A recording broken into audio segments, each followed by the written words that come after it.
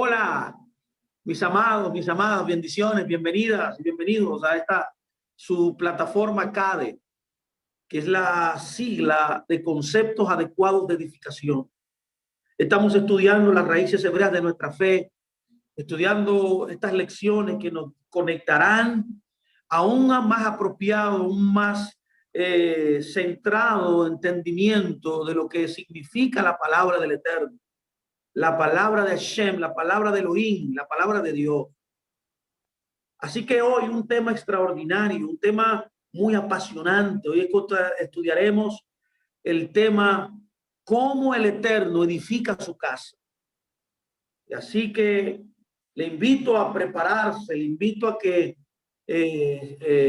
esté apercibido estos principios, estos conceptos que en el día de hoy vamos a comunicar, a los objetivos también que queremos alcanzar para que usted pueda de una manera sencilla, práctica y de una manera coloquial poder entender los misterios de la Escritura. Así, sin más preámbulo, luego de darle la bienvenida, le doy también las gracias al Eterno por la oportunidad que nos brinda de poder hablar de su palabra.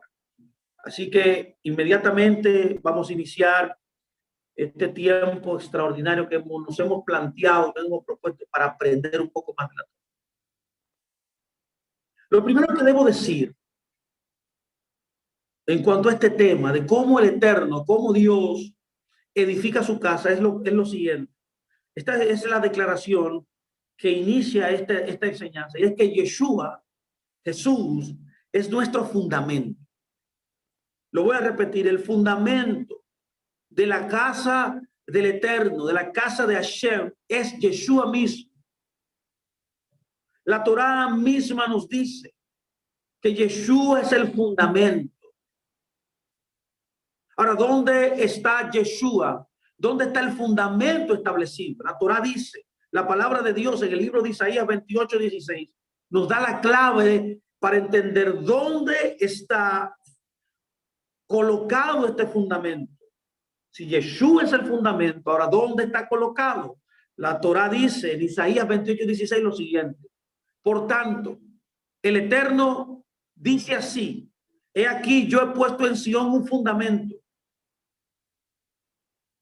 Otra versión dice: yo he puesto en Sión por fundamento una piedra probada, angular, preciosa, de cimiento estable. El que creyere no se apresure. Ahora la pregunta ya está contestada. ¿Dónde está Yeshua cimentado? ¿Dónde está Yeshua colocado, puesto? La Torá nos dice que está en el monte Sión.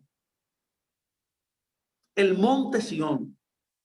Cuando estudiamos el fundamento de la enseñanza, el entendimiento de que es el monte Sión, nos viene una suspicacia poderosa y un entendimiento bien claro de lo que él quería decir. Lo primero que puedo notar al estudiar las escrituras, que el término monte Sión literalmente es una referencia al pueblo de Dios. ¿Quién es el monte Sión en las escrituras? Monte Sión es una tipología, es una metáfora, por así decirlo, de el pueblo del Eterno. El libro de Isaías 51:16 está escrito y nos dice: y en tu boca he puesto mis palabras, y con la sombra de mi mano te cubrí, extendiendo los cielos y echando los cimientos de la tierra, diciendo a Sión: pueblo mío eres tú. ¿Lo puedes notar?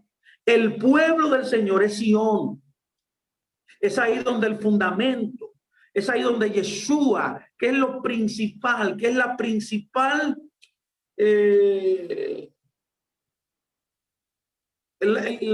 principio o la enseñanza más importante en todas las escrituras, siendo él el fundamento, fue colocado en su pueblo. Su pueblo es conocido por Sión, con el término Sión. Eso es lo primero. Lo segundo que puedo notar es que Sión también es un término también para la Jerusalén celestial, que es la novia. Ese es, y que también nos da la idea de que es el pueblo de Dios santificado, un pueblo de Dios ya con ropas blancas, un pueblo obediente a la palabra.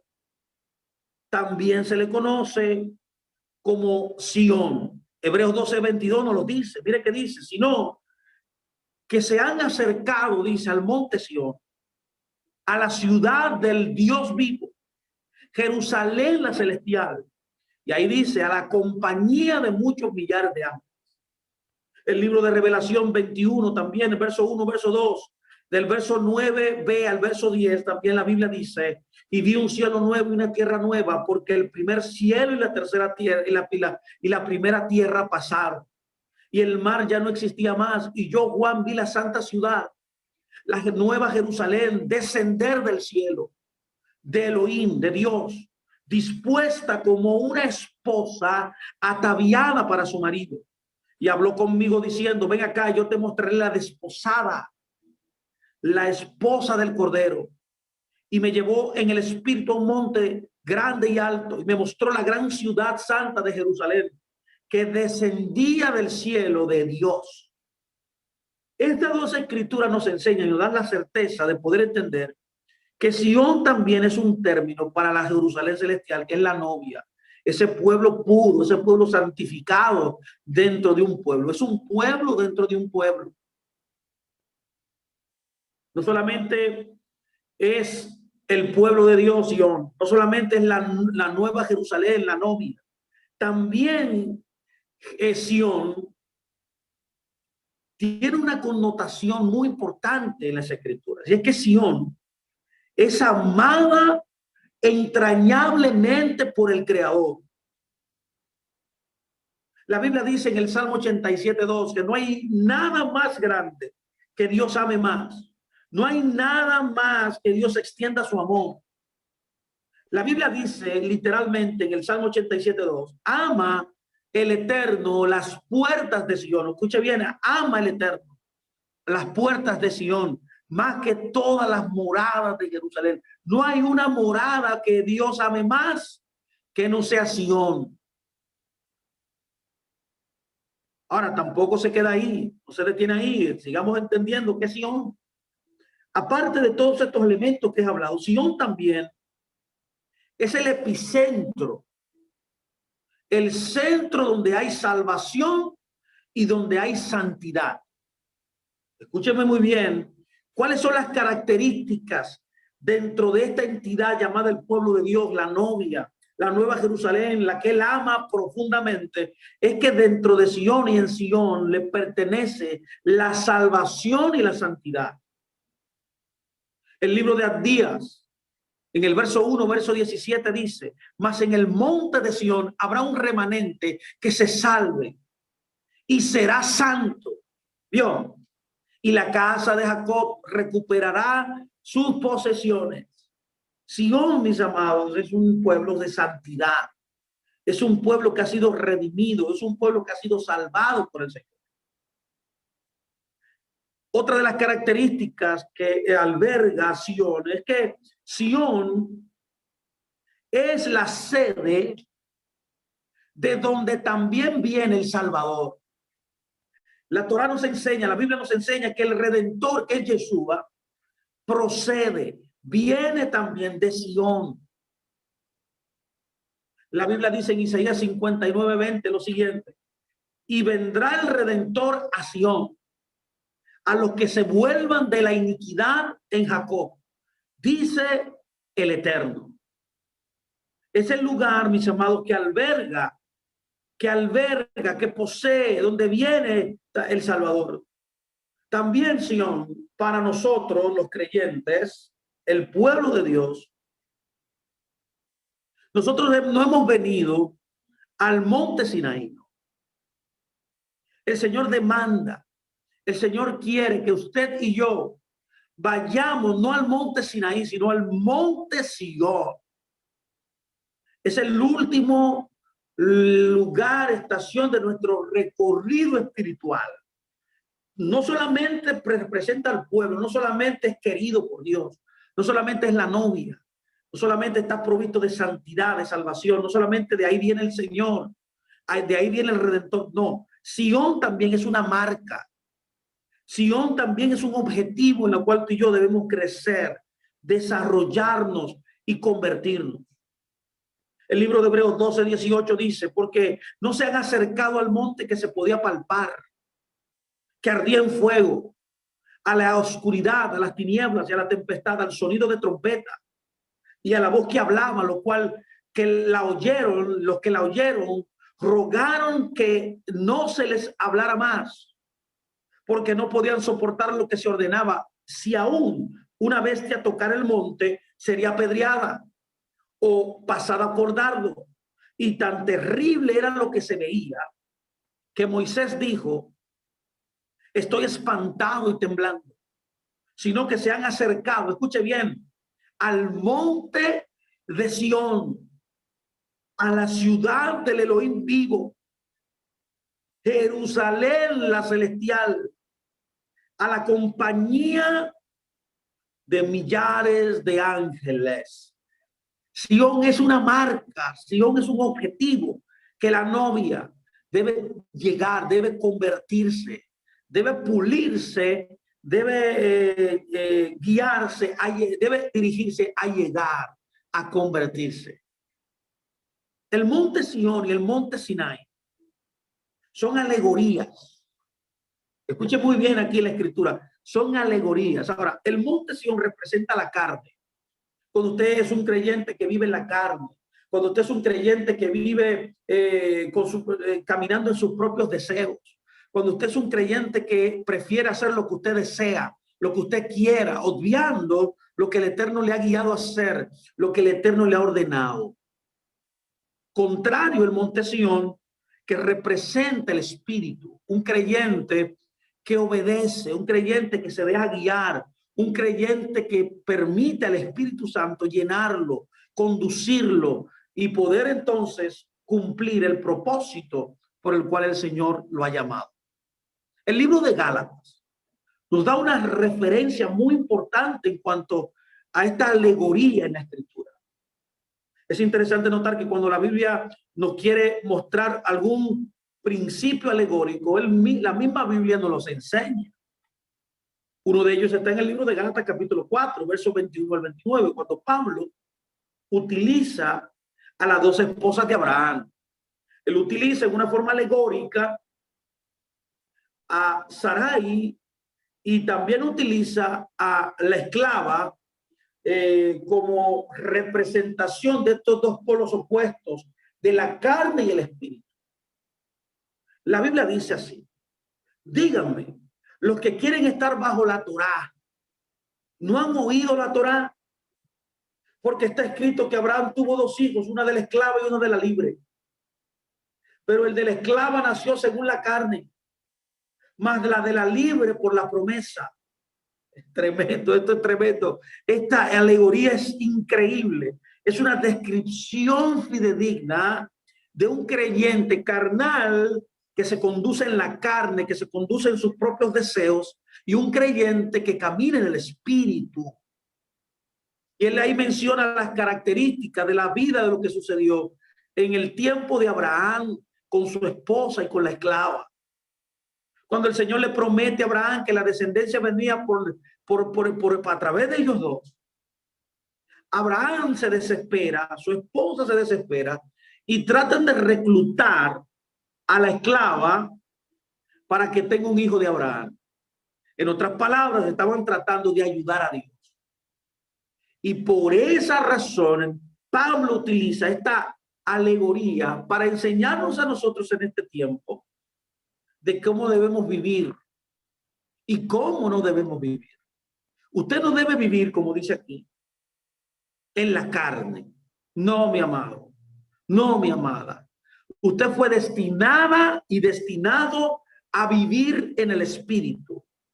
Todo lo que usted va a obtener en la vida, todo lo que usted va a lograr en la vida es conforme a la promesa que Dios le ha dado, a la dirección de Dios, en otras palabras, a las promesas fieles y verdaderas que el Creador nos da cada día de nuestra vida, en todas las áreas de nuestra vida. Darle la espalda a eso, hacer caso omiso, cerrar los oídos a lo que Él ha dicho, produce que usted viva una vida en la carne. Y aquí está la alegoría que él está usando. Pablo continúa diciendo, porque Agar es el monte Sinaí en Arabia. O sea, es una alegoría de los que caminan en la carne. Son una representación de ese monte. Cuando usted ve ese monte, literalmente, porque en el momento en el cual Pablo está hablando de eso, estaba visualizando geográficamente los dos montes. El monte de Arabia era un lugar desértico, un lugar árido, un lugar donde había malas hierbas, donde había mucho sol, era un lugar inhóspito. Él está tomando esa idea en la mente.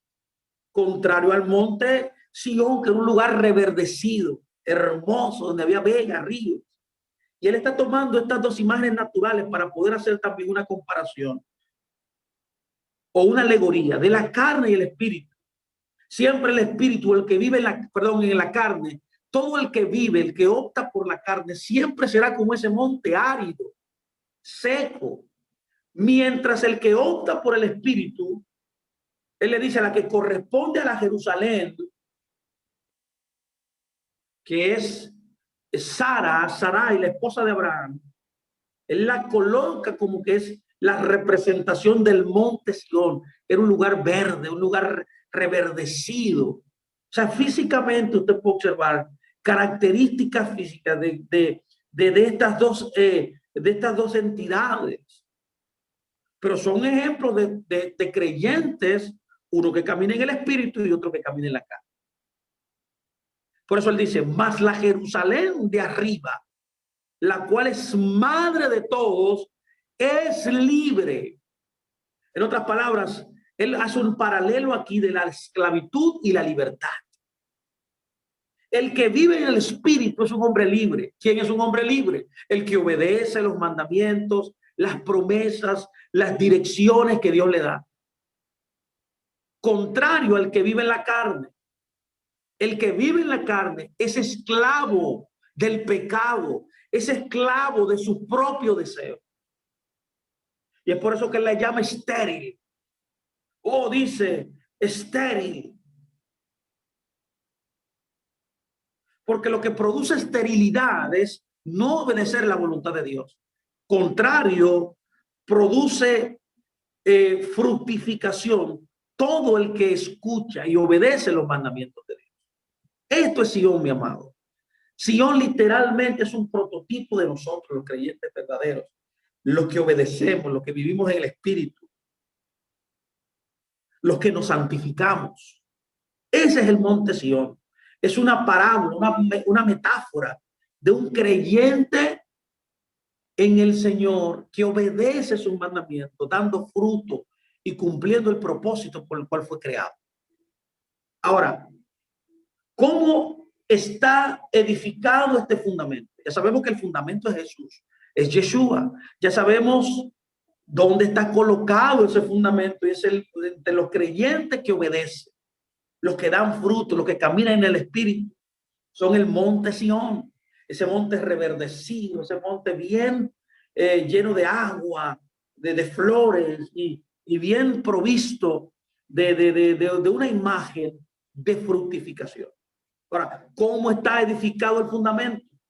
¿Cómo ese fundamento está edificado en ti, en mí, en el creyente verdadero? Bueno, mire, ese fundamento, Isaías 28, 9, 10, 13 nos dice cómo. Escúcheme muy bien. Lo primero es que ese fundamento está edificado línea sobre línea.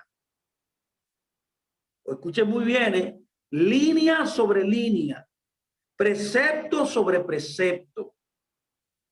Un principio aquí, un principio hoy y otro principio mañana. Yo no me puedo adelantar al nivel en el cual estoy. Yo no me puedo extralimitar. Por tanto, este fundamento está hecho primeramente con línea sobre línea, precepto sobre precepto. Cuando aprendo un fundamento, cuando aprendo un precepto, cuando aprendo un principio, lo internalizo, lo comprendo bien y lo pongo por obra, y luego de que ya yo he formado y ya eso es parte de mí, yo voy al otro principio. Yo leo la otra línea, la asimilo y la tengo y la poseo en mí. La convierto en parte de mí al internalizarla. Esta es la manera. El fundamento se establece línea sobre línea, precepto sobre precepto. Ahora, ¿dónde está escrito esto? Como le dije en Isaías 28. Isaías 28 dice, 9:10. ¿A quién se enseñará ciencia? ¿A quién se hará entender doctrina? A los detestados, a los arrancados de pecho, porque mandamiento tras mandamiento, escuchen muy bien, mandato sobre mandato, renglón tras renglón, línea sobre línea, un poquito allí y un poquito allá. La palabra pues del Eterno les hará mandamiento tras mandamiento, mandato sobre mandato, renglón tras renglón, línea sobre línea, un poquito allí, otro poquito allá, hasta que vayan y caigan de espaldas y sean quebrantados, enlazados y presos. ¿Pudo entenderlo? ¿Pudo verlo? Esto es línea sobre línea, esto es despacio. Se edifica correctamente, principio tras principio, enseñanza tras enseñanza, es paulatino, es un proceso. Es como cuando se construye una casa, que se pone la zapata, ya la pusimos en Yeshua, ¿sobre quién? Sobre nosotros, que somos la casa de Dios, somos los creyentes verdaderos de Él, que hemos renacido del agua y del Espíritu. Entonces Él comienza entonces ahora a enseñarnos.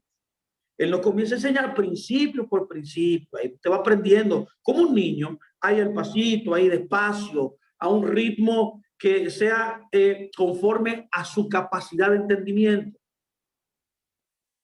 Cuando veo la palabra precepto aquí me llama mucho la atención el significado de este concepto. Este concepto hebreo de precepto es muy importante, ya que se edifica precepto sobre precepto, línea sobre línea. Fernando, ¿qué es precepto? Explícame el principio, el concepto de precepto en las escrituras. Cuando usted va al diccionario Strong, es la palabra 6673. Es la palabra hebrea sav. Sav es una raíz principal, lo cual literalmente, escuche bien, significa mandato. Un sav, un precepto, es un mandato. Es alguien que tiene autoridad, es alguien que tiene un poder y establece un mandato, dirige un mandato. Ahora, de este concepto de precepto viene otro mandamiento, viene otro concepto, viene otro entendimiento importante. Y es el concepto de hacer ese mandato. No solamente el mandato es emitido por alguien que tiene poder, que ese es Yeshua, ese es nuestro Elohim, nuestro Dios. No. Aparte de eso también hay una actividad dentro de esta dinámica que es hacer lo que le ha ordenado. A este concepto en la escritura se le llama mitzvah en hebreo. La palabra mitzvah es obedecer el mandato, es poner por acción el mandato. Y esa es la palabra zabá. Zabá, mandamiento. Entonces, ese concepto de zav es la raíz, es un mandato, se constituye entonces en zabá para llegar a ser mitzvah, que es lo que significa hacer lo que se te ordenó, hacer lo que se te mandó. Entonces, cuando Dios está tratando de edificar el fundamento de su palabra en mi vida para yo construirme, yo ser una construcción, como hemos visto ya en las clases anteriores, el Hijo de Dios en la tierra, ¿cómo yo me sobreedifico como el Hijo de Dios en la tierra? Que es la visión de Dios, que usted sea el Hijo de Dios en la tierra y que lo represente. Bueno, línea sobre línea, mandato, precepto sobre precepto. Dios te da un precepto, Dios te da un mandato y tú entonces lo asimilas, lo acatas lo pones por acción, a ese concepto se le conoce como mitzvah, se le conoce como mitzvah, mandamiento o hacer un mandamiento, ejecutar, llevarlo por acción. Cuando estudiamos la historia del pueblo de Israel, cuando Dios le dio el tabernáculo, podemos notar que Dios le dice que construyeran el tabernáculo de acuerdo al patrón que le estaba dando. Entonces Dios le da un zav, le da un mandato, le ordena algo que hace el pueblo. El pueblo entonces lleva a cabo mitzvah, lo que él le había ordenado. La Biblia dice, y harán un santuario para mí. Ese es el mandato que él le da en Éxodo 25, 8, 9. Le dice, harán un santuario para mí, que era una tipología también de nosotros. Y habitaré en medio de ellos, conforme a todo lo que yo te muestre, el diseño del tabernáculo, el diseño de todos sus utensilios, así lo harán. Ahí está el zaf, ahí está el mandato. ¿Qué hizo el pueblo? Bueno, el pueblo oyó el mensaje, oyó el mandato y puso por acción lo que Dios le había dicho. Y vemos en la historia cómo ellos crearon, construyeron, hicieron el mandato que Dios le había dicho. Y esa es la palabra hebrea, el concepto hebreo, mitzvah. Es así como Dios edifica su fundamento. Él te da una palabra, él te da un mandato, y yo, que soy su hijo, que soy su casa, que es la casa que él está edificando, yo agarro ese mandato, lo hago. Y cuando él me da un mandato, yo hago ese mandato. Cuando me da el otro mandato, yo hago el otro mandato. Y así voy edificando línea sobre línea y precepto sobre precepto. Por tanto, es importante que usted entienda que Elohim se revela a sí mismo, a nosotros, su pueblo, en grados, en etapas. Él va línea sobre línea, precepto sobre precepto. Él va de acuerdo a nuestra habilidad. Él va de acuerdo a la capacidad que yo tengo de recepción y de entendimiento. La dinámica del pueblo de Dios, de la casa de Dios, donde está el fundamento, es recibir lo que él ha dicho, escuchar lo que él ha dicho y entenderlo. Y luego de que yo lo escucho y lo entiendo, lo pongo por obra. Y así él me va dando, me va entregando más. ¿Lo pudo ver? Es así como él edifica. Yo debo entender su revelación. La analogía a la cual el Eterno nos da en la Biblia es que un bebé, un niño, no solo puede consumir leche. Un niño solo puede consumir leche, leche materna. Cuando un niño es renacido, cuando un niño es engendrado, ¿qué se le da? Leche. Se le da leche. Él no es como un adulto que ya puede comer comida sólida. Para que usted llegue a ser adulto y comer comida sólida, primero debe comer, debe ingerir leche. A esto que se refiere esta metáfora de línea sobre línea y precepto sobre precepto. Ahora usted me preguntará, Fernando, ¿qué es la leche? ¿Qué es la leche en la escritura? La leche, primeramente la leche es la palabra de Dios. La leche es la palabra de Dios. Dios te va dando su palabra línea sobre línea, así te edifica. Porque la leche, cuando tú eres renacido, necesitas esa leche, y esa leche literalmente es la palabra de Dios. La Biblia dice en primera de Pedro 2:2 lo siguiente, lo establece ahí, mira que dice: deseen como niños recién nacidos la leche espiritual no adulterada, para que por ella crezcan para salvación. ¿Lo puede notar? Para poder crecer como personas maduras en el reino, para poder cumplir el propósito por el cual Dios nos ha llamado, para poder ser productivos. Esa Sion, ese pueblo glorioso, la meta que él ha planteado, que nosotros nos convertiremos. gente madura, gente productiva, dignos representantes de su reino, usted necesita la palabra, pero despacio, línea sobre línea. Usted debe aprenderla, asimilarla, ponerla por acción. Y de esa manera él va dando más y más y más hasta que usted se convierte ya en un hombre maduro. La leche también representa el entendimiento de la palabra de Dios. Y es así como usted y yo crecemos espiritualmente. No solamente basta leer libros, no solamente basta oír sermones, no solamente basta oír la palabra. Usted también necesita, mi amado, mi amada, entender. Entendimiento de la palabra, alumbramiento. Eso es la leche también. La leche es entendimiento. La leche significa también comprensión. Pero también la leche significa, aparte de ser la palabra de Dios, que es lo que te va a traer, es el dispositivo divino, es el instrumento divino para traer entendimiento a tu vida y poder ser crecer y poder ser ese creyente productivo. La leche también son los principios elementales de las escrituras. Antes de tú ser un gran erudito, un gran maestro, tú necesitas ser insertado en ti, tú necesitas asimilar los principios elementales de la Biblia.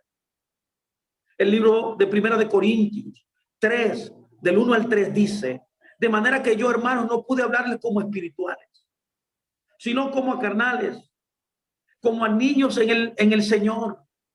Les di a beber leche y no vianda, porque aún no eran capaces. Entonces, lo elemental, lo principal, lo fundamental.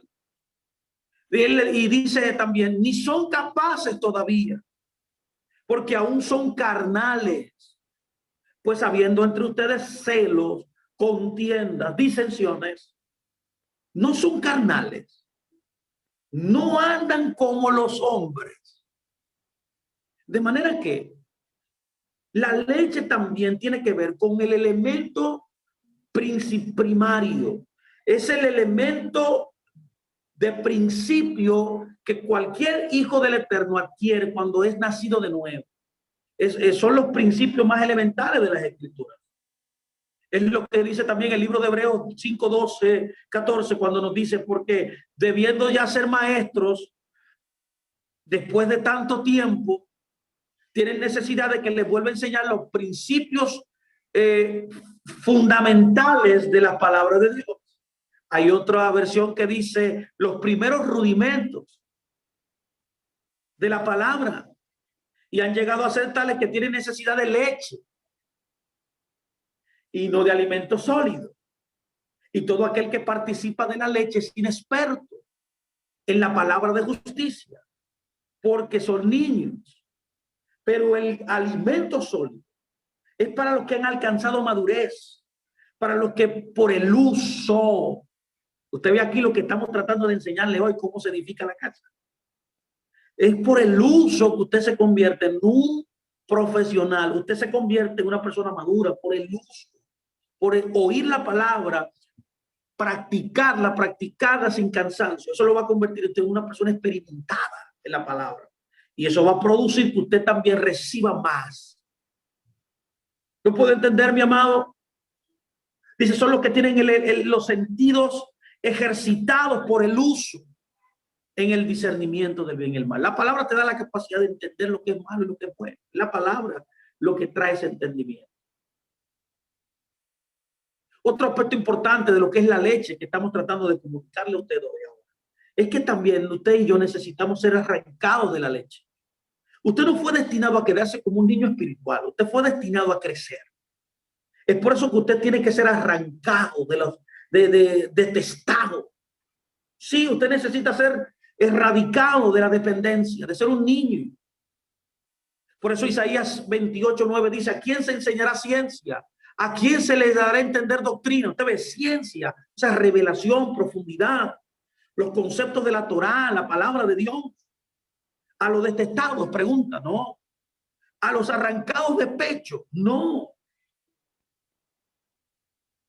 Por tanto, si nosotros vamos a madurar en el Señor, si vamos a crecer, hay que entender las verdades espirituales profundas.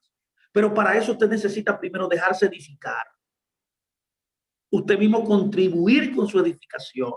Y se hace es él hablándote una palabra, dándote un mandato, y tú haciéndolo, tú llevándolo por obra. Lo que él te enseña, tú lo haces. Y así vas aumentando en mandatos, en principios. Él va revelándote más y más y más. Y ese uso constante de la obediencia te va trayendo expansión, te va trayendo crecimiento, hasta que llega un momento que te conviertes en una persona madura en el reino.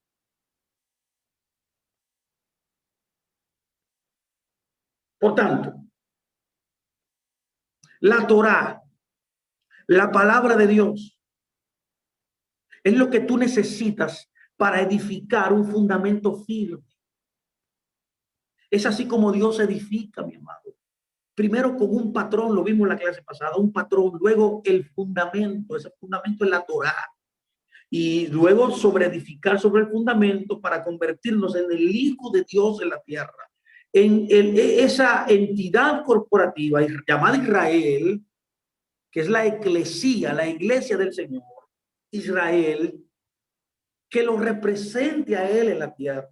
Un pueblo de reyes, sacerdotes, un pueblo santo, que está fundamentado, que está edificado con el fundamento firme, que es la Torá de Dios. Es por eso que cada vez que yo escucho la palabra, yo tengo que ponerla por obra. Yo tengo que ponerla por acción, yo tengo que ejecutar. Ahora, aquí cabía la pregunta, ¿qué es la Torá?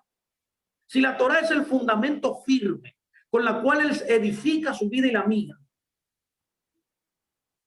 ¿qué es la Torá? La Torá, literalmente, cuando usted va al diccionario Strong, es la palabra hebrea 8451. Y la palabra Torá, cuando usted va al significado, literalmente significa enseñanza o instrucción. ¿Lo escuchó bien? Torá significa bajo un mejor entendimiento. Significa enseñanza o instrucción.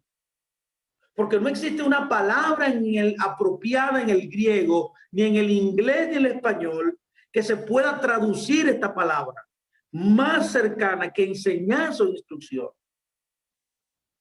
Ya sabemos, si usted y yo sabemos que es comúnmente traducida como ley, pero no es apropiado este entendimiento. Ley implica algo que hacer o no hacer con intención de aprisionarnos para quebrantarnos. No, eso no es lo que significa.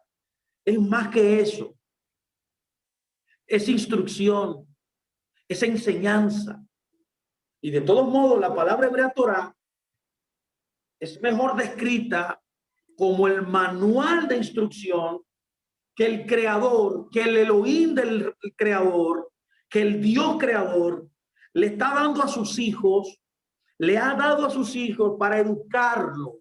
La Torá es un instrumento de educación. Es un instrumento de elevación de rasgos, de tus rasgos intrínsecos que Dios te dio cuando te creó. Te da la Torá aparte para que tú desarrolles esos rasgos, para que tú crezcas en Él mismo, en lo que Él nos ha comunicado al hacernos a su imagen. La instrucción de Dios, la enseñanza de Dios te catapultará a desarrollar todo el potencial latente, inerte que hay en ti, pero que está dentro de ti. Y la Torá, cuando es emitida y tú la recibes y la entiendes y la pones por obra, te catapulta, te dispara a convertirte en el ideal de lo que Dios estableció. Por tanto, tú no eres lo que eres ahora, tú eres lo que fuiste destinado a ser. Y eso se logra a través de la palabra de Dios, a través de la Torá, de la enseñanza. Esto tiene la intención de conducirte, de conducirme a mí también, a que cada vez que nosotros recibamos la palabra de Dios, la instrucción de Dios, ya que nuestro Abba, nuestro Padre nos está guiando, nosotros de esa manera lo agrademos a Él. Entonces, estar en el blanco. Es que la intención de Dios es esta. Mira, yo soy tu padre, te pongo esto aquí, te aconsejo que hagas esto, que hagas aquello, que hagas acullá, que vayas aquí, que hagas esto, que edifiques esto. porque yo soy tu padre y quiero lo mejor para ti. Eso es Torah. La Torah es la intención de Dios para que te vaya bien. Es el consejo de Dios para que puedas vivir una vida plena, una vida zoe, una vida abundante. Por eso él dice, yo he venido a darle vida y vida en abundancia. ¿Cómo viene esa vida?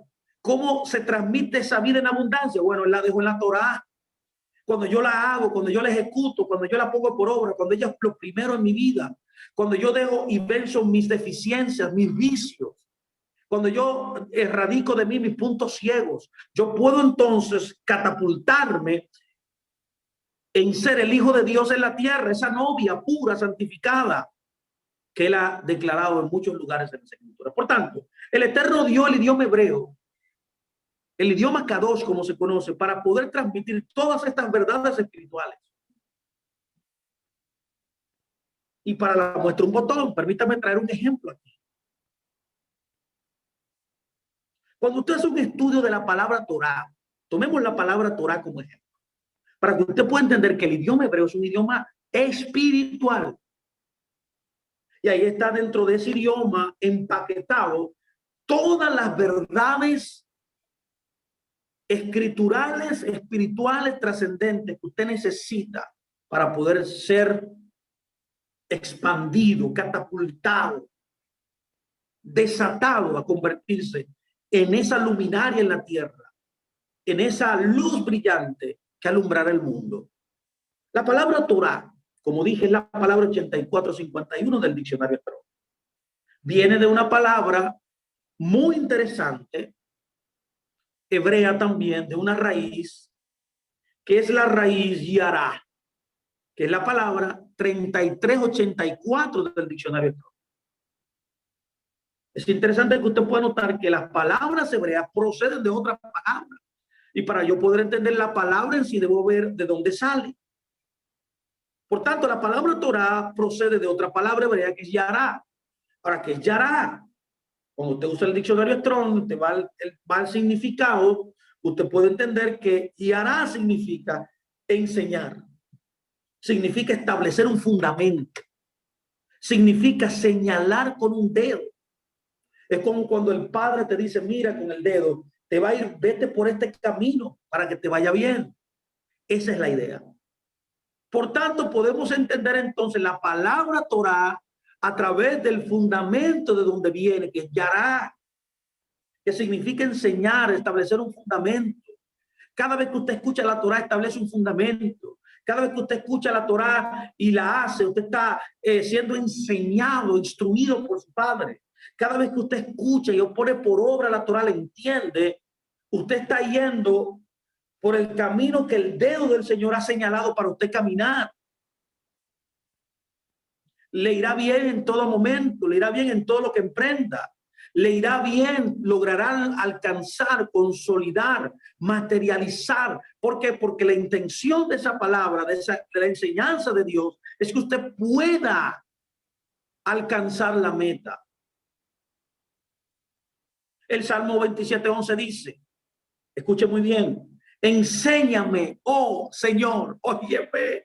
¿Quién se atreve hoy a decirle, Señor, enséñame? Una persona consciente, despierta, hábil a estos principios que estamos tratando de enseñar hoy, va a orar de esta manera, enséñame.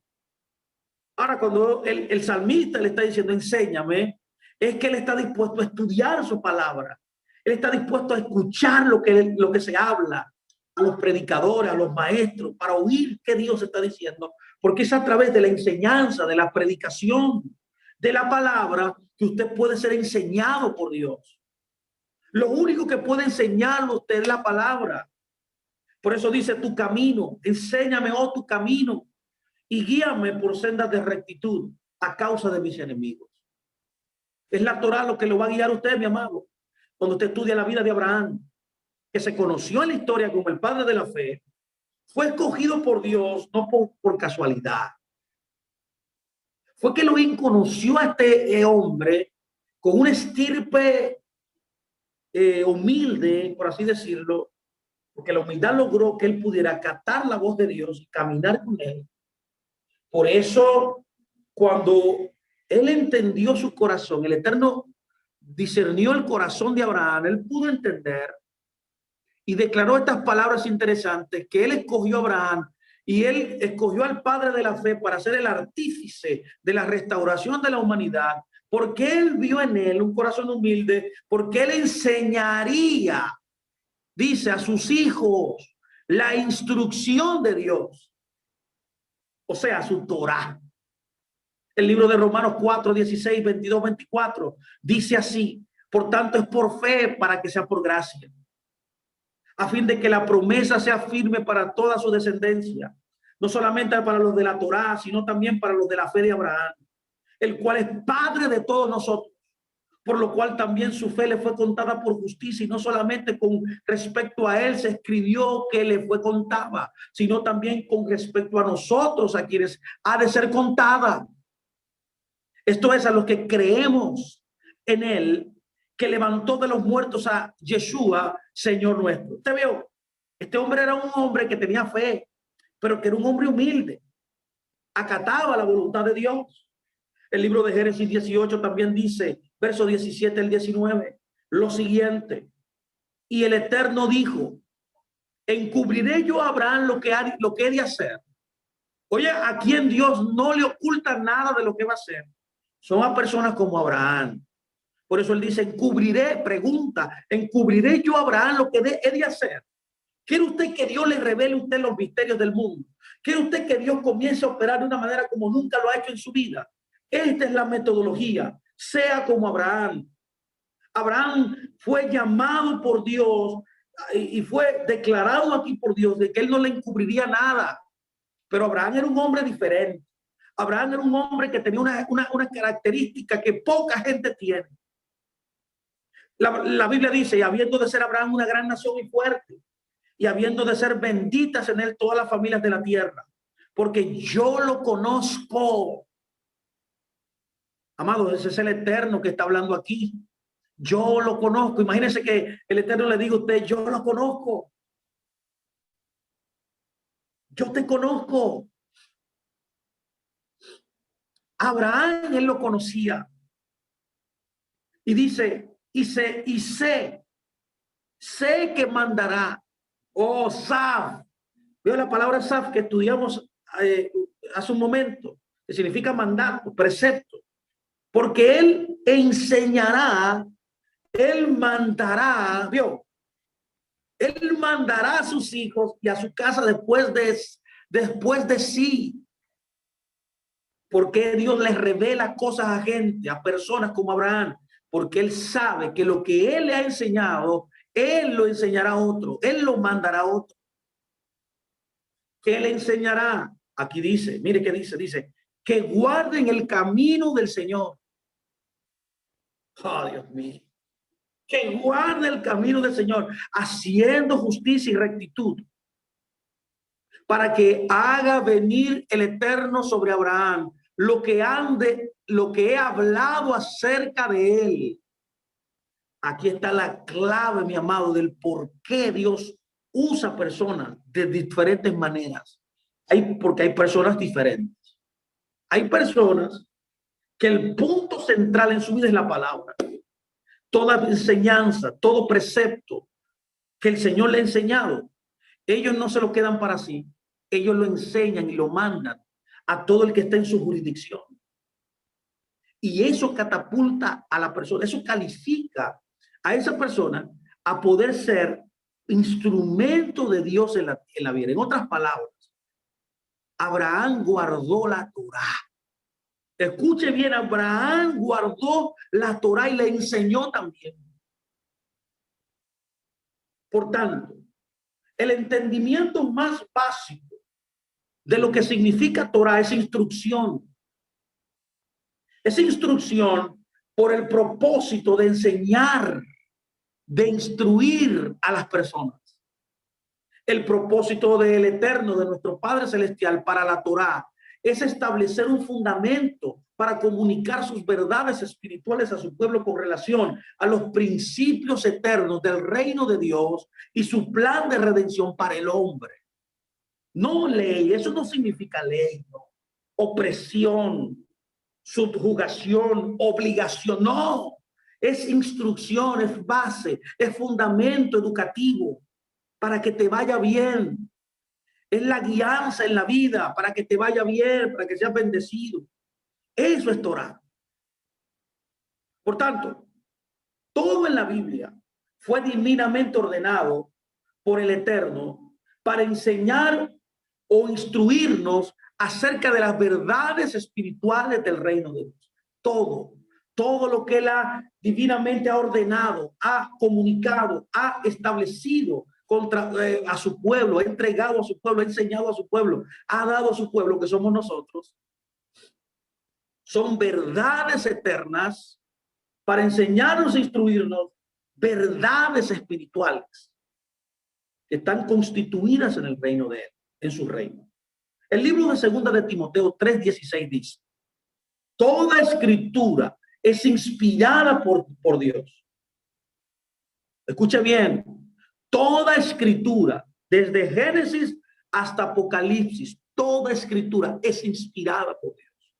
No una parte, no la tercera, tres cuartas partes, no un cuarto, no, toda la escritura, desde Génesis hasta Apocalipsis. Dice que es útil para enseñar, para redarguir, para corregir y para instruir en justicia. El libro de Romanos 15:4 está escrito y dice: porque las cosas que se escribieron antes, está hablando del antiguo pacto, para nuestra enseñanza se escribieron, para nuestra Torah. La palabra ahí enseñanza es Torah, ya que la Torah significa enseñanza. A fin, dice, con el propósito de que por la paciencia y la consolación de las escrituras tengamos esperanza. ¿Cómo usted se llena de estos bienes espirituales profundos? Como la esperanza. Bueno, mi hermano, cuando usted recibe la palabra, cuando usted recibe la enseñanza del Eterno, la Torah, y está comprendida en toda la Biblia está vigente. En un sentido general, para que usted entienda, todo en la Biblia, desde Génesis hasta Revelación, es la Torah. Es la Torah del Eterno para ti, para mí. Es la instrucción a su pueblo. Es la intención. Ahí están los diseños, ahí está la voluntad de Él, que abarca y está incrustada en ella verdades eternas, trascendentes, metafísicas, más allá de esto físico, porque están empaquetadas en ese rollo que se llama Torah. Está empaquetada en historias en las escrituras. Está representada y explayada en la vida de los patriarcas, en la vida de muchos personajes bíblicos, que yo tengo que asimilar, estudiar para poder entenderlos. Es muy interesante entender que incluso a través del recuento de la historia bíblica, como hemos estudiado anteriormente, toda historia bíblica es profecía y toda profecía es historia bíblica. Y es profecía por cumplir también. Es literalmente verdad. Toda la escritura es la verdad. El Eterno, nuestro Padre, estructuró la historia en la Biblia. Yo le llamo que la historia es la historia del Eterno. Él estructuró la historia para enseñarnos todo acerca de Él, todo acerca de su reino y todo acerca de su plan para la humanidad.